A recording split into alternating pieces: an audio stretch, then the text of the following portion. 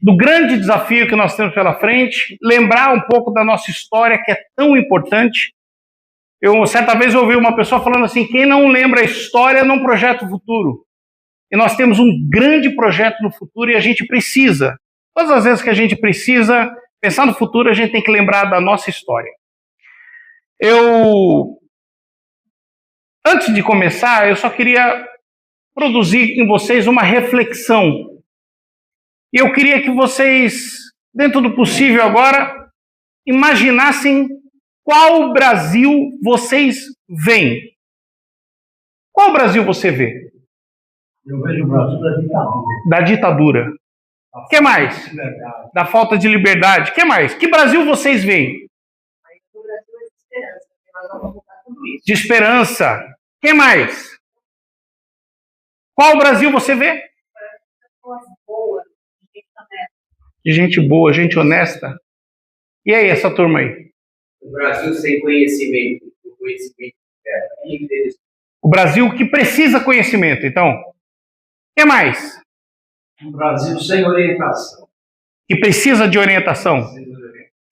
Eu estou sempre mudando essas palavras, com todo respeito a vocês, sem para uma palavra do que precisa. Nós temos hoje um país assim, um país que é visto assim. Mas, inevitavelmente, essa história depende de nós. E eu quero trazer, eu fiz a pergunta para vocês propositalmente, porque existe um texto, que é um texto que ele é comum na Bíblia, na Torá e no Alcorão. Olha só, é um texto que está nos 3 livros sagrados. É um texto que fala do momento em que o líder, Moisés, tirava o povo da escravidão do Egito, que havia passado. Em determinado momento, Moisés pega e fala assim, nós estamos caminhando em busca da terra prometida. E essa terra prometida nós temos que tomar. E aí ele separa, naquele momento Israel era dividido em 12 tribos, 12 clãs, que seriam hoje, e ele chama um de cada tribo e fala assim, vocês vão até a terra de Canaã, espionem a terra. 12 homens passaram 40 dias espionando a terra, vendo a terra que estava diante deles, a terra que era um propósito deles tomarem. E eu estou destacando que esse livro está nas 3 principais religiões, para dizer para você que não é uma atividade, eu não estou aqui me valendo de uma atividade eclesiástica, sacerdotal, não. Ele está no livro sagrado dos cristãos, dos judeus e dos muçulmanos. Passados 40 dias, aqueles 12 homens voltam com um relatório a Moisés. Dos 12 homens, 10 falaram o seguinte, essa terra é uma terra dura, é uma terra que tem gigantes e nós não podemos ir contra ela, porque se nós formos contra ela, nós vamos morrer. Essa terra, e aqui eu estou fazendo um paralelo, obviamente, da nossa terra. Como é que você está vendo o Brasil? Das 10 pessoas, dos 12, 10 falaram que era uma terra de morte, de falta de esperança, uma terra que levaria eles a uma derrota, como nunca visto. 2 falaram o seguinte, não, vamos tomar a terra, porque a terra produz frutos que os cachos de uva precisam de 2 homens para carregar. Vamos tomar a terra. Dos 12, 10 eu não sei o nome, mas 2 eu sei. Josué e Caleb entraram para a história como aqueles que viram uma terra que era para tomar. Em 2011, alguns malucos que seriam hoje comparados talvez a Caleb e Josué, iniciaram um projeto da formação daquilo que seria um partido político completamente diferente. Esses homens enxergaram, homens e mulheres, obviamente, esses homens e mulheres enxergaram um Brasil que naquele momento, e que hoje, eu confesso, é muito difícil de te ver, bom. Um Brasil de corrupção, um Brasil de ditadura, um Brasil de falta de liberdade, um Brasil de ameaça contínua. Onde nós vamos parar? Mas em 2011, alguém começou, um grupo começou esse projeto e que, ao longo do tempo, ele foi se desenvolvendo, lutando contra o quê? Os gigantes da época e que permanecem até hoje. Impostos altos, péssimos serviços, Estado inchado e burocrático, modelo insustentável. Modelo insustentável, eu quero fazer uma rápida observação quando eu estava estudando esse texto. A dívida brasileira, a dívida pública brasileira vai chegar a 10 trilhões. Sabe o que significa 10 trilhões? Há um juro de... Me ajuda aqui, você que é expert no negócio. Há um juro de 14%. É 1 trilhão e 400 bilhões por ano de juros. E juros, ao contrário do que prega o PSOL e o PCO, não se abaixa na canetada. Se abaixa com política pública, com política econômica correta, sadia.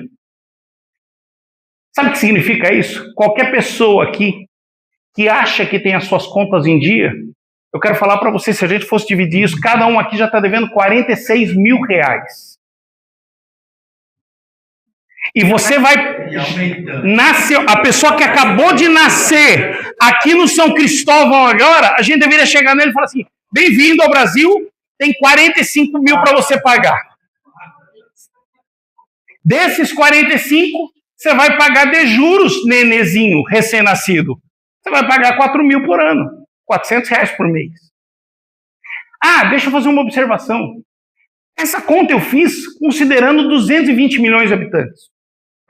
Mas a gente tem que lembrar que no Brasil, 100 milhões têm capacidade produtiva. Ou seja, a tua dívida é de 80 e poucos mil, 90 mil. É assustador quando a gente vê isso. Esse modelo é insustentável. Nesse jeito de enxergar diferente, de olhar uma terra que mana leite e mel e que tem cachos de uva do tamanho que tão grande que dois homens precisam carregar numa vara, surge o novo. E aí, o novo com um propósito diferente. Um partido político não para fazer negociata, ou um partido político para ser simplesmente mais um partido para receber fundo eleitoral. Não é isso. Qual que era o propósito e qual que é o propósito? Melhorar de forma duradoura a qualidade da vida do maior número de pessoas o mais rápido possível. E aqui eu tenho que falar uma observação. Nós não podemos levar em consideração velocidade imaginando que a velocidade é o tempo que nós temos de vida. Uma sociedade se desenvolve por muitos anos. Talvez eu não veja exatamente esse Brasil livre, mas eu vou trabalhar por ele agora, mesmo que eu não veja. Com premissas claras, que ninguém é melhor do que você para administrar a sua própria vida. Que nada no Estado, que o Estado te dá é gratuito. Isso é uma mentira que a gente tem que pregar todos os dias contra. O Estado está te dando? Ele não está te dando. Ele está cobrando. Ah, mas os petistas acham. Não, e eles, a gente tem que toda vez falar isso também. Então toma o boleto de 46 mil para você. Que não existe salvador da pátria. E agora eu quero falar uma coisa aqui muito direta. Nós vamos votar no Zema esse ano. O nosso pré-candidato é o Zema. Muito bom. Só que o Zema não é salvador da pátria. Quem acredita que existe salvador da pátria não entendeu ainda a lógica do Partido Novo. O Zema é um excelente cara, com uma experiência, com uma bagagem, e ele vai transformar esse país pela inspiração de presidente da República. Mas o país é feito por pessoas. É feito por políticas. Chega desse negócio de voto em Lula, voto em Bolsonaro, como se cada um deles tivesse uma bola de cristal e soubesse fazer tudo. Isso já ficou provado que não é, que não faz, que não é possível. Princípios do Novo, liberdade. O Novo defende a liberdade, o Novo defende o combate à corrupção, o Novo defende oportunidades para o alcance de todos. O Novo defende que a lei, que nesse país, eu que sou advogado, esses dias eu fiz um post, inclusive. Tem mais advogados aqui? Tem eu, tem a Tati, tem a Mônica. Como é que é o nome do senhor? Amém. Rogério Gamei. Senhor Rogério, doutor Rogério. Quem mais é advogado? Quantas vezes nós nos deparamos agora com situação... Eu tenho 25 anos de direito. Eu vejo coisas de primeiro ano de direito sendo rasgado no STF. Sabe aquele negócio assim, introdução ao estudo de direito? Direito constitucional básico? Eu falo assim, meu Deus, onde que você quer estudar direito? Ah, não, mas tem um detalhe. O império, para muitos, não é a lei. São eles. Salvadores da pátria. E se julgam superiores a qualquer um. O Novo, como instituição, forma, cria musculatura, avança, cria diretórios, disputa a primeira eleição presidencial, disputa... Eu fui candidato em 2016 a vereador. E aqui, todo mundo está cansado de ouvir essas histórias, mas eu sou obrigado a falar. Eu sempre lembro. Quem já ouviu, me perdoe. Quem não ouviu, vai ouvir agora. Eu ia pedir voto e as pessoas perguntavam assim, de que partido você é? Eu falava, do Novo. Ah, é Novo? Qual?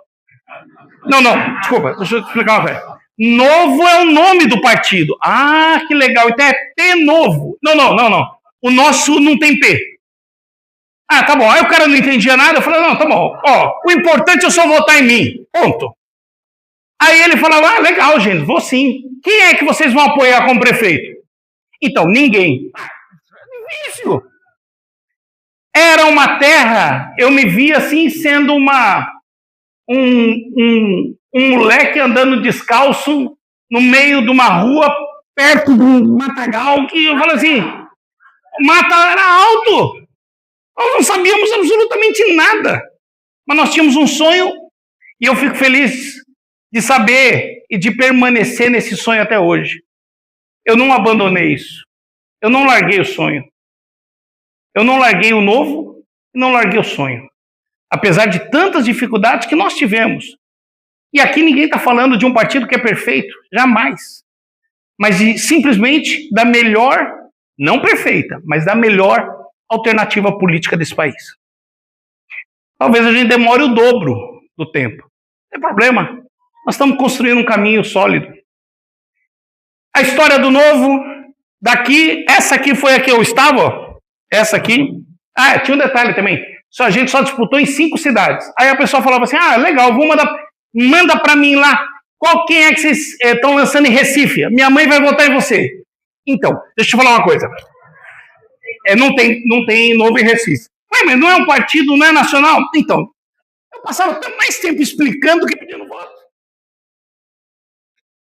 Nossos representantes no Congresso Nacional, Cris, Gilson, Luiz Lima, Van Hatten, Ricardo Salles, Girão, e aqui todos os deputados estaduais, destacando o Léo, que é nosso deputado estadual aqui em São Paulo.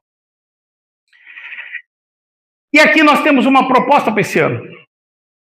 Porque aquelas pessoas que estão vendo uma terra diferente, uma terra que mana leite e mel e uma terra que tem possibilidade de se crescer e se desenvolver, hoje não só vive mais da promessa, mas tem o que apresentar.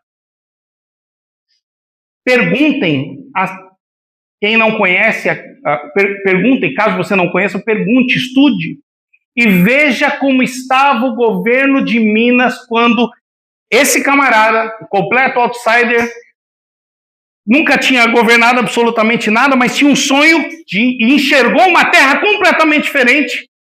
Só que ele sabia que essa terra de gigantes que formam... Como é que é a música? Essa terra de gigantes que matam vidas por diamantes, né? Essa terra de gigantes que estava lá matando as pessoas, matando o sonho das pessoas, como ainda está matando hoje. Gente, eu estou muito feliz aqui, Josi, quero te agradecer. Meu amor, minha noiva, meus enteados. Eu tenho dúvida se eu falo para meus enteados assim, estudem fora. É desanimador. Eu falo para o meu filho, pensa bem se vale a pena. Meu filho tem 19 anos. Se eu tivesse 19, será que a gente ficaria aqui? Não sei. Ele enxergou uma terra, ele viu uma terra que tinha gigantes e que poderia ser retomada, mas era uma terra que brilhava. E aqui, gestão com 80% de aprovação, e eu quero falar de um testemunho agora familiar meu em Santa Catarina, o Adriano. Eu não estou falando da bolha do Novo, não, eu estou falando de meus primos que moram em Joinville e falam o seguinte: nós nunca vimos uma prefeitura tão diferente, tão organizada, tão responsável, que trabalha por metas, que trabalha por projetos. O Zema mostrou isso em Minas. Eu não sei se vai estar aqui, mas tem aquela história, não sei se vocês sabem, que como o governo do estado de Minas não pagava salários, não sei se vocês sabem da história, ele estava com salários atrasados. O que eles fizeram? Fecharam um convênio com o banco, para o banco fazer consignado para as pessoas que precisavam de dinheiro porque não estavam recebendo salários, ok? O consignado quem paga? O empregador, ele desconta do salário e paga. O que aconteceu? O governo também não pagou a dívida das pessoas. E todo mundo ficou com o nome no SPC, não foi porque ele fez a conta, foi porque o governo não pagou o salário e as pessoas... Esse era o estado que estava em Minas Gerais. Agora tem 270 bilhões de investimentos. Pela primeira vez em 2012, Minas fecha as contas no azul. Nenhum funcionário público não recebe mais salário. Isso é perfeição? Não. Isso é método. Isso é governança. Isso é responsabilidade com o dinheiro das pessoas. Nós temos hoje... estamos aqui em vários locais do Brasil, mandatários do Brasil, e o Novo que em 2016 disputou em 4 cidades, hoje está espalhado pelo Brasil. E nós estamos construindo um país novo. Não é um país para ser governado por nós, é um país para ser livre. É um país para viver os princípios que nós falamos. O Novo dá o exemplo e corta os privilégios e gastos desnecessários. O que o Novo acredita, e você não precisa concordar com tudo. Aqui tem um pouquinho do modelo de Estado que o Novo acredita. Mas eu quero perguntar de novo para vocês. Vocês querem entrar com o nome, vocês querem ter o nome de vocês na história de quem acreditou numa terra que mana leite e mel? Ou querem olhar somente e falar assim, esse Brasil não tem mais jeito? É isso que você acredita? Eu vou te falar uma coisa, se você acredita que o Brasil não tem mais jeito, eu confesso que eu não sei o que você está fazendo aqui. Todo mundo que está aqui é porque, no fundo, de um jeito, ainda que seja pouquinho, acredita que há chance de se recuperar. Talvez, repito, eu não alcance isso, eu não veja isso, Renato. Talvez isso, presidente, eu não veja. Mas eu vou saber. E meu nome vai ficar marcado naqueles que são indignados e que foram chamados para a construção de um projeto que passa por essa eleição agora. O nosso projeto não é a eleição, mas passa por ela e a gente precisa dela. Então, eu quero, finalizando, dizer para vocês que nós precisamos de homens e mulheres que sejam corajosos e que aceitam o desafio de construir um país diferente. O texto que eu falei para vocês, comum na Bíblia, no Alcorão e na Torá, ele relata Josué falando assim para o povo. A frase bíblica, pelo menos, está escrita dessa forma. Eia! Tipo, tomemos a terra! É isso que eu estou convidando vocês agora. Nós precisamos passar por essa terra. E essa terra agora é a eleição que nós vamos fazer. Centenas de deputados estaduais. Nós vamos fazer, Cris Monteiro, centenas de pessoas para trabalharem junto com você na Câmara Federal. Nós vamos trabalhar, Mônica, com muita gente para fazer deputados estaduais como você, como a Silvia, como a Tati, nós, como o André, nós vamos conseguir isso. Quem mais? Gamelo, nós precisamos disso. Nós precisamos. E agora começa a nossa mobilização. É pouquinho, mas nós vamos conseguir. Nós vamos subir e possuir essa terra de oportunidades. Hoje, o meu desafio é sobre sair daqui como fazendo parte de algo. Muito obrigado, que Deus abençoe a vocês todos.